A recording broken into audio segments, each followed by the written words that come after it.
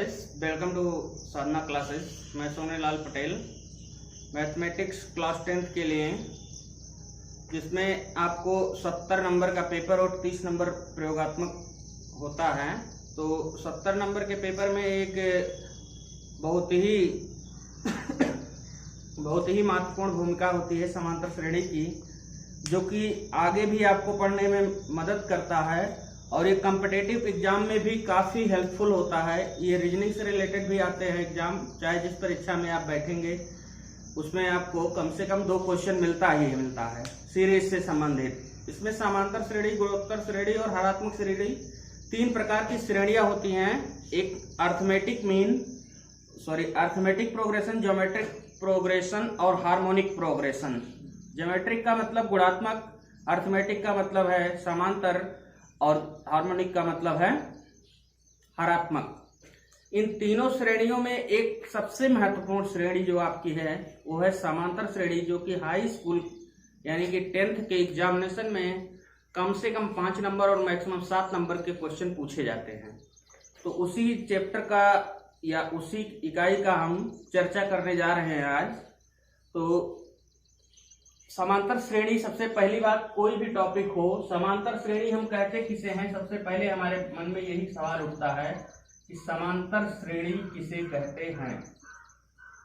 समांतर श्रेणी जो होती है, पहले आप एक एग्जांपल देखिए। आप जब कंटेंट समझ जाएंगे, जब आपके मन में ये आ जाए कि हाँ यही है, तो उसकी डेफिनेशन अपने आप क्लियर करेंगे। जैसे हम मान लेते हैं 2, 5, 7, 9 डैश करके लिखा गया है। हम देख क्या रहे हैं कि 2 में 2 नहीं 3 में 2 जुड़ रहा है तो 5 प्राप्त हो रहा है। 5 में 2 जुड़ेगा तो 7 प्राप्त होगा और 7 में जब 2 जुड़ेगा तो 9 प्राप्त होगा। इसमें हम देखें क्या कि हर बार क्या हो रहा है, 2 जुड़ रहा है, +2 +2 +2। तो ये एक चीज तो हमारे मन में अवश्य आएगा। एक साधारण सी बोलचाल की भाषा में भी हम लोग कहते हैं, जैसे बार बार जो दिख रहा है, हर बार वही जुड़ता जा रहा है, इसका मतलब ये कॉमन है, साधारण है। तो कॉमन ही है ये कॉमन लेकिन कॉमन डिफरेंस है, यानी कि ये सार्व अंतर है। हिंदी में बोले तो सार्वांतर है। अब बात इसके डिफिनीशन की जाए, इसमें हमने देखा क्या कि एक निश्चित संख्या यहाँ है जिसे हम प्रथम पद या पहली संख्या कहते हैं। इसे क्या कहेंगे? प्रथम पद। इस प्रथम पद में एक निश्चित संख्या हर बार जुड़ती जा रही है और अगला पद हमें प्राप्त हो रहा है। तो सबसे पहला सवाल आपसे 1 नंबर में बहुविकल्पीय में कभी कभी पूछेगा कि सूची के प्रत्येक संख्या को क्या कहते हैं। सूची के प्रत्येक संख्या को हम पद कहते हैं। पहली बात, 1 नंबर आपका यहीं से क्लियर हो रहा है कि सूची की पहले या सूची या सीरीज का प्रथम पद जो होता है उसे हम क्या कहते हैं? तो उसे हम प्रथम पद कहेंगे। जो पहली संख्या होगी उसे क्या कहेंगे? प्रथम पद कहेंगे। और प्रत्येक संख्या को क्या कहते हैं? पद कहते हैं। प्रत्येक संख्या को क्या कहेंगे? पद कहेंगे। और पहली संख्या को क्या कहेंगे? प्रथम पद। दूसरी संख्या द्वितीय पद, तीसरी, इसी प्रकार से चलती जाएगी। ये तो एक साधारण सी बात हो गई। अब बात करते हैं इसके डेफिनेशन की कि समांतर श्रेणी हम किसे कहते हैं। समांतर श्रेणी जो है वो एक निश्चित संख्या, आप देख रहे हैं कि जो लिखा गया है वो एक निश्चित संख्या लिखा गया है। तो हम कह सकते हैं कि संख्याओं की एक ऐसी सूची जिसके पहले पद में एक निश्चित संख्या जोड़ने पर अगला पद प्राप्त हो, तो उस सूची को समांतर श्रेणी के नाम से जानते हैं। या फिर हम कह सकते हैं कि वह श्रेणी जिसमें समान अंतर हो या समान संख्याओं के जोड़ने से जो प्राप्त होती है उसे हम समांतर श्रेणी कहते हैं। फिर से सुन लीजिए एक बार, वह श्रेणी जिसके प्रथम पद में समान संख्याओं को जोड़ने से अगला पद प्राप्त हो, इस प्रकार से बनी श्रेणी को समांतर श्रेणी कहते हैं। तो समांतर श्रेणी के डिफिनीशन नहीं पूछे जाते हैं आपसे, आपको क्वेश्चन ही सॉल्व करना होता है, डिफिनीशन नहीं पूछा जाएगा। क्वेश्चन अब देखते हैं। जैसे साधारण रूप में हम श्रेणी को इस प्रकार से व्यक्त करते हैं ए प्लस डी, ए प्लस 2d डैश डैश। अब इसमें एक चीज ये है कि ए जो लिखा गया है इसे हम फर्स्ट टर्म कहते हैं, फर्स्ट टर्म या प्रथम पद, और डी जो है हर बार जुड़ता जा रहा है। जैसे पहले क्या था, केवल ए लिखा था, उसके बाद ए प्लस डी आया, मतलब डी इसमें ऐड किया गया या जोड़ा गया। फिर क्या हुआ, फिर इसमें डी और जुड़ा, एक डी तो पहले से उपस्थित था, एक और जुड़ने से क्या हुआ कि 2d हो गया। फिर इसके आगे की पद की बात की जाए तो वहां भी यही लिखेंगे a प्लस 3d, इसमें एक डी और बढ़ जाएगा। उसके अगले पद की बात करेंगे उसमें एक डी और बढ़ता जाएगा। तो इसमें हर बार संख्या कौन सी जुड़ रही है, डी जुड़ रहा है। तो डी क्या हुआ हमारा, कॉमन डिफरेंस हो गया। कॉमन डिफरेंस, कॉमन डिफरेंस हम किसे कहते हैं, समांतर श्रेणी में निश्चित संख्या जो होती है या समांतर श्रेणी की जो निश्चित संख्या प्रत्येक पद में जुड़ती या घटती है उसी को हम सार्वंतर कहते हैं। तो सार्वंतर जो है ये आपको क्लियर हो गया। अब बात करते हैं इसके क्वेश्चन की। डेफिनेशन से आपको बहुत संबंधित क्वेश्चन नहीं मिलेंगे, लेकिन यह चीज तो आपको समझना ही होगा कि प्रथम पद क्या है और सार्वंतर क्या है। ये चीजें आपको क्लियर हो गई है कि जो श्रेणी में पहला पद पहली संख्या लिखी होगी उसे हम प्रथम पद कहेंगे, और उसके बाद अगले पद में जो संख्या जुड़ती जा रही है वो जो है सार्वंतर कहलाएगा। और आगे जो है क्वेश्चन की चर्चा करें, इसमें किस प्रकार के क्वेश्चन आते हैं। जैसे कि मान लीजिए 1 नंबर या 2 नंबर में अगर कोई क्वेश्चन पूछा जाएगा तो केवल इतना ही पूछेगा आपसे कि श्रेणी को पहचाने। जैसे कि लिखा गया है 1 3 5 7 9 और डैश कर दिया जाए। अब इसको कहा जाएगा क्या निम्नलिखित में समांतर श्रेणी है या नहीं है। 1 या 2 ऑप्शन दे सकते हैं, या कहेगा कि निम्नलिखित दी गई श्रेणी समांतर श्रेणी है या नहीं है। तो अब दी गई श्रेणी समांतर श्रेणी है या नहीं है इसका डिसीजन आपको लेना है। तो आप चेक कैसे करते हैं, अगर सब में अंतर समान आएगा तो वह सार्वंतर बराबर हो तो समांतर श्रेणी होगी। कहने का अर्थ यह है कि अगर हर पद में एक ही संख्या जोड़ी जा रही होगी तो वह समांतर श्रेणी होगी। अब जैसे यहाँ पर क्या है कि 1 में 2 जोड़ने से 3 मिल रहा है, 3 में 2 जोड़ने से 5 मिल रहा है, और इसमें 2 जुड़ा तो 7 मिला, फिर इसमें 2 जुड़ेगा तो क्या मिलेगा, 9 मिलेगा। इसका अर्थ ये एकदम क्लियर दिख रहा है कि हर एक पद में एक निश्चित संख्या 2 जोड़ने से अगला पद हमें प्राप्त हो रहा है। तो क्या कॉन्सेप्ट निकल के आ रहा है कि पूर्व पद में प्लस एक निश्चित संख्या, पूर्व पद प्लस एक निश्चित संख्या, ये दोनों मिल करके क्या क्रिएट कर रहे हैं, समांतर श्रेणी क्रिएट कर रहे हैं। अब इससे भी आप डेफिनेशन क्लियर कर सकते हैं अपना कि वह श्रेणी जिसके पूर्व पद में एक निश्चित संख्या जोड़ने पर अगला पद प्राप्त हो, इस प्रकार से बनी श्रेणी या अनुक्रम को ही हम समांतर श्रेणी कहते हैं। अब समांतर श्रेणी का डेफिनेशन आपको बहुत आसानी से याद हो जाएगा। केवल अपने दिमाग में इतना ही फीड रखिए, पूर्व पद प्लस एक निश्चित संख्या। एक निश्चित संख्या जो है ये क्या है, ये सार्वंतर या कॉमन डिफरेंस है। पूर्व पद या प्रथम पद ये तो आप क्लियर कर चुके हैं। तो अब आप डेफिनेशन बहुत आसानी से लिखेंगे, कैसे, इन दोनों को एक ही में मिला दिया जाए। तो इसी में 2 शब्द और जोड़ लें, ऐसी श्रेणी जिसके पूर्व पद में एक निश्चित संख्या जोड़ने से अगला पद प्राप्त हो, इस प्रकार से बनी श्रेणी इस प्रकार से बनी श्रेणी समांतर श्रेणी कहलाती है। आई होप आप समझ चुके होंगे। अब बात करते हैं इसके क्वेश्चंस की। अब इसमें जो क्वेश्चन पूछा जाता है, इसमें एक तो आपको ये 1 नंबर में अगर क्वेश्चन पूछेगा तो पहचानने वाला क्वेश्चन आ जाएगा। पहचानने का ट्रिक यही है कि आप यही देखेंगे कि क्या इसमें समान संख्याएं जुड़ रही हैं या हर बार समान संख्याएं घटाई जा रही हैं, तो वह समांतर श्रेणी होगा, अन्यथा नहीं होगा। अगर गुणा की बात आ जाएगा तो वो गुणोत्तर श्रेणी के अंतर्गत आता है। काफी बच्चे यहीं से क्वेश्चन गलत करते हैं। अभी पिछले वाले परीक्षा में पूछा गया था 2017 में, 19 से 20 की बात नहीं हो रही, 2017 में पूछा गया था। एक क्वेश्चन दिया गया था, ऐसे लिखा था 2, 4, 8, 16 डैश, और यही पूछा था क्या निम्नलिखित श्रेणी समांतर श्रेणी है या नहीं है। सारे बच्चे गलत कर दिए थे, जबकि उनको पता था कि कैसे हम पहचानते हैं। उससे हार्ड क्वेश्चन इसमें दिया गया था एक योगफल से संबंधित, उसको उन्होंने आसानी से सॉल्व किया, लेकिन इसको उन्होंने गलत कर दिया। गलती कैसे हो गई? उन्होंने देखा क्या कि 2 दूनी 4, 4 दूनी 8, 8 दूनी 16, ये तो समांतर श्रेणी है।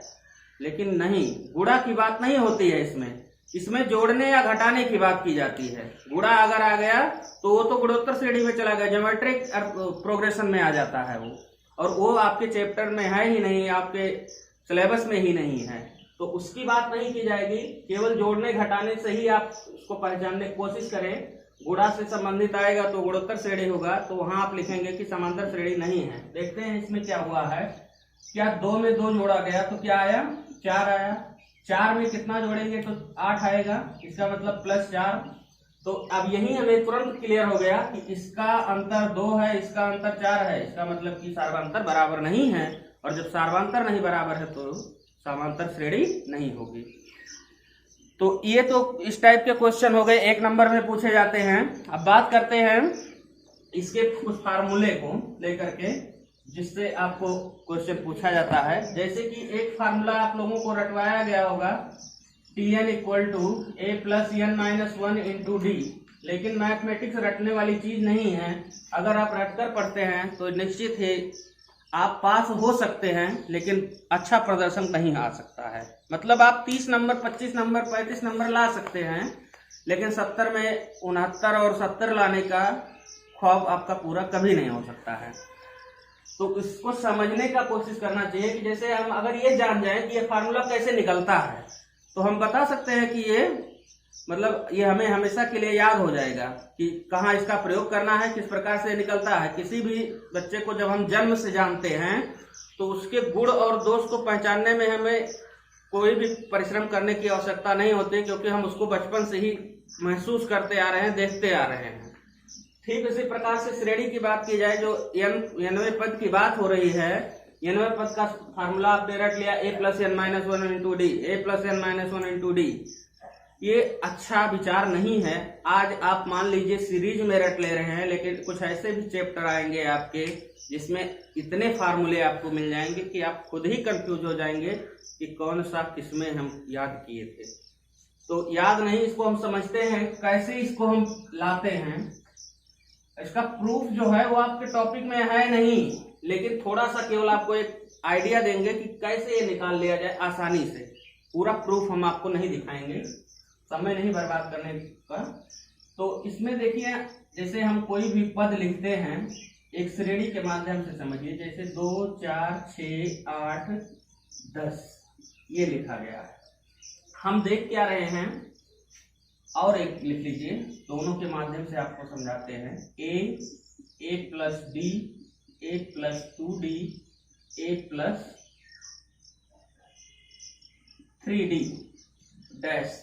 अब इसमें आपने देखा क्या कि इसमें तो मान लीजिए इस प्रकार से लिख लिया जाए, 2,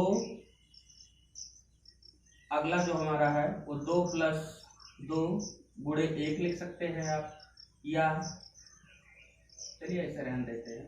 यहाँ क्या लिखोगे, 2 + 4 या 2 × 2, फिर 2 + 2 × 4 डैश। इस प्रकार से आप देख रहे हैं, 2 × 3 अब इस प्रकार से आप क्या देख रहे हैं कि इसमें क्या हुआ, 2 में 2 जुड़ा, इसमें 2 में 4 जुड़ जरूर रहा है, लेकिन 2 का 2 बार गुणा है। इसको देखिए, इससे आप केवल यही देखिए कि जुड़ क्या रहा है और किस प्रकार से इसको बनाया जाता है। यहाँ आप देख रहे हैं तो क्या आ रहा है, ए में डी जुड़ा, ए प्लस डी, ए में फिर डी जुड़ गया, ए प्लस डी में, मतलब इस पद में 2d आया। अब हम कहते क्या हैं, इसको क्या बोलोगे, प्रथम पद, मतलब क्या, a1 या फिर t1 भी कह सकते हैं। टर्म 1 a आ रहा है, टर्म 2 क्या आ रहा है, a प्लस डी आ रहा है, टर्म 3 क्या आ रहा है, a प्लस 2d आ रहा है, टर्म 4 क्या आ रहा है, a प्लस 3d आ रहा है। हमें लगता है थोड़ा थोड़ा आइडिया आपको आने लगा होगा कि हो क्या रहा है यहाँ पर।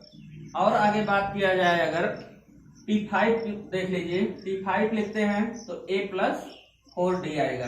जाहिर सी बात है, 1 2 3 4 5वां पद आएगा तो 3d है, तो अगला 4d होना ही है। अब इससे हमें एक समझ ये आ रहा होगा कि हमने देखा क्या कि यहाँ पर 1 लिखा है, तब यहाँ पर d नहीं है, इसका मतलब गया तो किसके साथ गया, वो 0 ही ले जा सकता है, इसके अलावा किसके पास इतना दम है। तो या तो ये 0 के साथ गया है यहाँ, ठीक है, यहाँ 2d आया, लेकिन सॉरी यहाँ T2 की बात हो रही है तो सिंगल d केवल आ रहा है। T3 में आए 2d लिखा है, T4 में आए तो 3d। हम देख क्या रहे हैं कि हर बार जो है इस संख्या से एक कम ही यहाँ लिख रहे हैं, यही तो हो रहा है। 3 जब यहाँ था तो यहाँ 2 लिख रहे हैं, जब यहाँ 4 तो यहाँ 3, जब यहाँ 5 तो यहाँ 4, मतलब क्या है कि एक कम ही तो लिखा जा रहा है हर बार। तो यहीं से तो ये फार्मूला निकल रहा है। जैसे ये a वही स्थान है जो प्रथम पद है, यहाँ कर क्या रहे हैं, जैसे यहाँ पर आपने किया क्या, 3 के स्थान पर 2 लिखा, 4 के स्थान पर 3 और 5 के स्थान पर 4 लिखा गया। जब हम यहाँ n लिख देंगे तब भी तो आप एक कम ही लिखोगे। जब यहाँ हर बार एक घटाकर आप लिख रहे हैं तो यहाँ भी एक घटाना ही होगा। तो यही तो सूत्र होता है। खैर, इससे आपको कोई मतलब नहीं है, अब आपको आसानी से याद भी रहेगा। कहाँ इसका प्रयोग करना है वो भी आपको बताते हैं। प्रूफ भी होता है, प्रूफ बताएंगे कभी, टॉपिक में है नहीं आपके।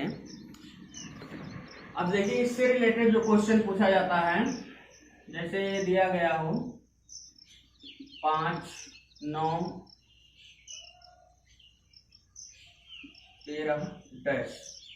अब इसमें क्वेश्चन में सीधे यही लिख देगा 13वां पद ज्ञात कीजिए, 13वां पद ज्ञात कीजिए कह दिया। अब इसमें आपने अभी जो कॉन्सेप्ट क्लियर किया है उसमें आपको ये पता चल गया कि प्रथम पद a होता है और a से हम किसको दिखाएंगे, यहाँ संख्या 5 को। उसके बाद कॉमन डिफरेंस की जरूरत होती है। कॉमन डिफरेंस कहाँ से मिलता है, इसके बाद वाली संख्या जो लिखी गई है कितना जोड़ने पर वो आ रही है, इससे हमें मिलता है कॉमन डिफरेंस। तो 5 में कितना जुड़ा, 4 और 4 फिर जुड़ रहा है, 13 आ रहा है। तो इस प्रकार से कॉमन डिफरेंस हमारा निकलेगा।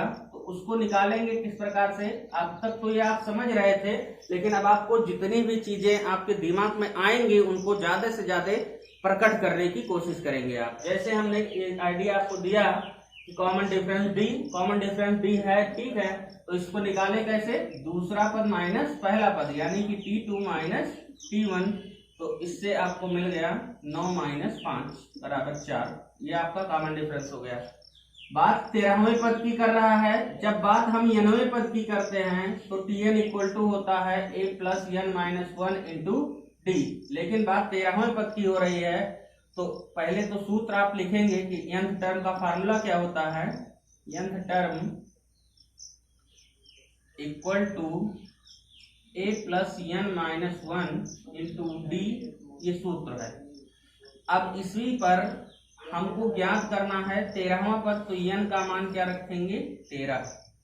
तो n, अब इसमें देखिए 13th term equal to a means 5 है यहाँ पर, तो 5 plus 13 minus 1 into d. D की वैल्यू कितनी है, 4, तो यह आ जाएगा 5 प्लस 13 माइनस 1 12 हो गया। यहाँ पर कोई साइन नहीं है तो इसको इंटू समझेंगे, तो ये हो गया 5 प्लस 12 चौका 48, 48 और 5 53, यही आपका आंसर होगा। इस तरह के क्वेश्चन पूछे जाएंगे तो 2 अंकों के क्वेश्चन होंगे। और कुछ क्वेश्चन इसी से रिलेटेड देखिए, क्योंकि इस तरीके का 2 नंबर का एक क्वेश्चन लगभग आता है हर बार। अच्छा, एक चीज और है, 90 पद के जो सूत्र आपने ज्ञात किए हैं वही सूत्र आपका लास्ट टर्म का भी होता है। Last term equal to a plus n minus 1 into d, यही फार्मूला उसका भी होगा, जिसे हम लिखते कैसे हैं, l equal to a plus n minus 1 into d. तो एक अगर आपको समझ में आ गया होगा तो दूसरा भी वही सूत्र है। क्यों ऐसा होता है, क्योंकि जैसे अभी बात वहां 13वें पद की हो रही थी, तो जो अंतिम पद होगा वही तो लास्ट पद की बात हो रही है। तो जैसे a plus d dash a plus n d, तो ये जो लास्ट में आएगा वही अंतिम पद या लास्ट टर्म कहलाता है। अब उसमें श्रेणी में जितने भी पद होंगे, जैसे अगर मान लीजिए उस श्रेणी में 13 पद है तो 13वां पद ही लास्ट पद होगा, इसीलिए वो 90 पद का जो फार्मूला होता है उसी को हम लास्ट पद या अंतिम पद का भी फार्मूला कहते हैं। जिस श्रेणी में जितने पद होते हैं उसका लास्ट पद जो होगा, जैसे ये आपको एक श्रेणी दिखा रहे हैं 5 8 11 डैश, इसमें हमने लास्ट में कह दिया कि 17 पद तक या 17 पदों तक। अब 17 पदों तक की बात की जा रही है, तो जो लास्ट में यहाँ है 17वें पद की बात जब हो रही है तो यही तो यल होगा। इसके आगे ये नहीं हम कर सकते हैं, मतलब इसके आगे नहीं ज्ञात किया जा सकता है, लेकिन प्रेजेंट टाइम में हमने जब 17 पद की बात कर दिया तो यही हमारा अंतिम पद होगा उसमें। अब आगे देखिए उसका क्वेश्चन लास्ट टर्म से संबंधित। जैसे आपको श्रेणी दी गई है 3 13 और 23 डैश, इसमें कहा जाए कि अंतिम पद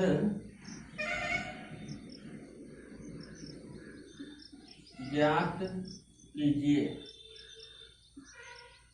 तो इसमें तो आप अंतिम पद ज्ञात नहीं कर सकते हैं।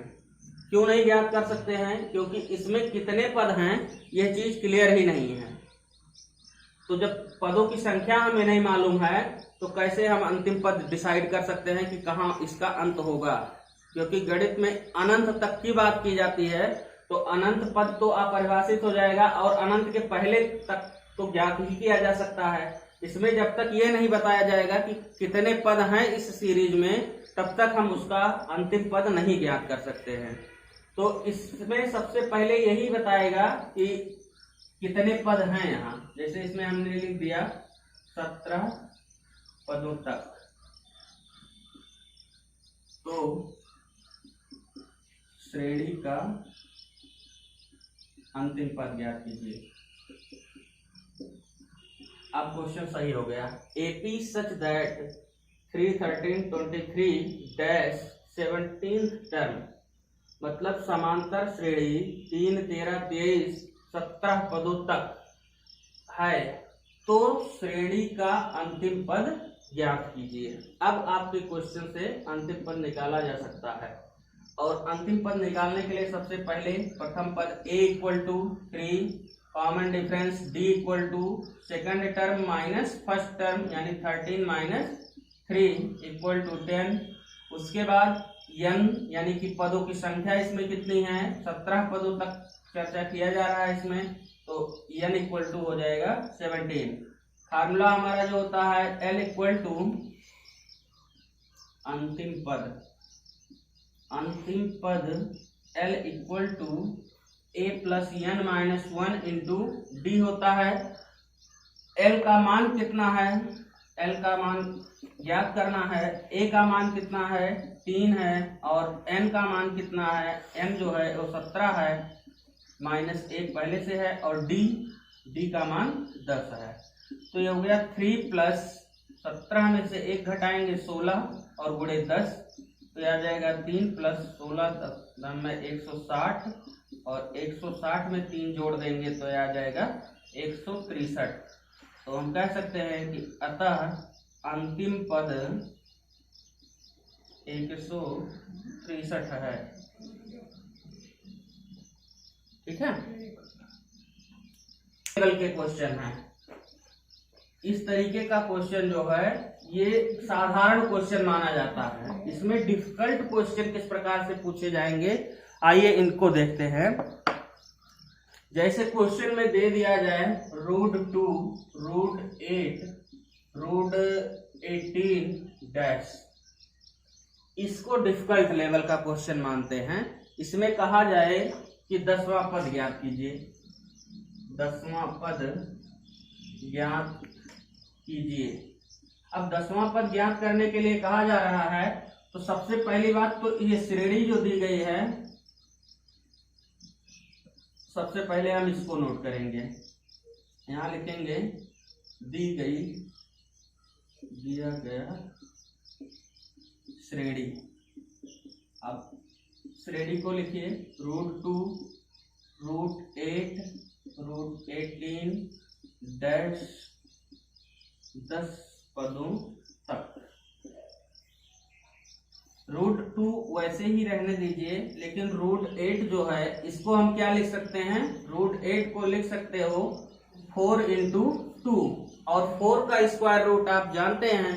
स्क्वायर रूट किस प्रकार से निकालते हैं, अगर नहीं समझ पा रहे हो तो इसको रूट के अंदर ही फैक्टराइज कर दो पूरी तरह से अभाज्य संख्याओं के रूप में। फिर जिन संख्याओं का पेयर बन रहा हो उसको बाहर कर लीजिए। तो इसमें 2 का पेयर बना, एक ही पेयर बन रहा है, बाकी ये सिंगल जो बचेगा उसको रूट में ही रखेंगे। तो इसका पेयर बन गया, इसको हम बाहर निकालेंगे तो आ जाएगा 2, और ये नहीं बन रहा था पेयर तो 2√2। तो √8 का स्क्वायर रूट हो गया 2√2। √18 की बात की जाए तो इसको भी ऐसे लिख सकते हैं 2 × 3 × 3। 2 का पेयर नहीं बन रहा क्योंकि ये अकेले है, और यहाँ 3 2 टाइम्स लिखा गया है, तो ये जो है बाहर आ जाएगा, तो ये हो जाएगा 3√2। तो यहाँ आ गया 3√2 डैश 10 पदों तक। अब इसमें हम देखें पहला पद √2, उसके आगे क्या जुड़ रहा है। √2 मतलब यहाँ पर लिखा कुछ नहीं है, इसका मतलब 1 हो सकता है, मतलब 1√2, 2√2, 3√2, हर बार जुड़ा क्या, 1√2 जुड़ रहा है। 1√2 जुड़ रहा है तो ये समांतर श्रेणी में है, क्योंकि समान पद जब जुड़ते हैं तभी वो समांतर श्रेणी में होता है। तो इसमें प्रथम पद क्या होगा, फर्स्ट टर्म =√2। एक समझिए, केवल लिखने की जरूरत नहीं है। यहाँ कॉमन डिफरेंस जो होगा, common difference D = second term minus first term, यानी 2√2 - √2। अब देखिए इसमें बच्चे गलती भी कर जाते हैं इस टाइप के क्वेश्चन में, और जो पूछा जाता है क्वेश्चन लगभग रूट वाले क्वेश्चन या भिन्नात्मक क्वेश्चन ही पूछे जाते हैं। इसमें गलती इसलिए कर देते हैं, अच्छे बच्चे भी गलती करते हैं। जैसे यहाँ √2 है, फिर -√2 लिखा गया, करेंगे क्या कि इसको घटा देंगे, √2 में से √2 घट गया, बचा क्या 2। लेकिन क्या इस तरीके से घटाने का नियम कभी आपको बताया गया? इस तरीके से घटाया नहीं जा सकता है। जब रूट में संख्या लिखी गई है तो और उसके आगे भी कोई संख्या लिखा गया है तो उसका आगे वाला जो नंबर होगा वही आगे वाले नंबर से घटाया जाएगा। तो यहाँ आगे क्या लिखा गया है, कोई भी संख्या नहीं लिखी गई है, मीन्स 1 लिखा गया है। यहाँ पर 2 है तो 2 में से 1 घटाओगे तो कितना बचेगा, 1 बचेगा। कहने का अर्थ है कि 1√2 बचेगा घटाने पर। इस तरीके से घटाइएगा। इसी में गलती होती है, यहाँ थोड़ा सावधानी रखेंगे। करते क्या है कि आगे वाले पद से आगे वाले पद को ही हमेशा घटाते हैं, और घटाएंगे कब, जब रूट के अंदर वाली संख्या दोनों समान होंगी। अगर मान लीजिए यहाँ √2 लिखा गया है, यहाँ √3 लिखा होता तो हमें यहीं पर कॉमन डिफरेंस इतना ही मानना होगा, क्योंकि उसको हम सॉल्व आगे नहीं कर पाएंगे। √2 में से √3 को नहीं घटाया जा सकता है। मतलब रूट के अंदर या करड़ी के अंदर जब समान संख्याएं होंगी तभी हम उसको घटाएंगे और उसके आगे वाले ही संख्या को घटाएंगे। तो क्लियर है ना। यहाँ पर √2 हो गया। अब कितने पद हैं इस श्रेणी में? n के स्थान पर 10 लिखा गया, 10 पदों तक की बात कर रहा है। अब हमें ज्ञात क्या करना है? ज्ञात करना है 10वां पद। तो 10वां पद ज्ञात करना है तो हमें तो फार्मूला एक ही अभी तक दिखाया गया, nवां पद और अंतिम पद। तो अंतिम पद या nवां पद का जो भी फार्मूला, nवां पद का सूत्र जो होता है Tn = a + n - 1 × d। तो सूत्र लिखेंगे जब, तो यहाँ आप nवां पद जरूर लिखेंगे। हिंदी में या इंग्लिश में जिस भी मीडियम से आप हैं यह चीज लिखेंगे। nवां पद ये Tn = a + n - 1 × d।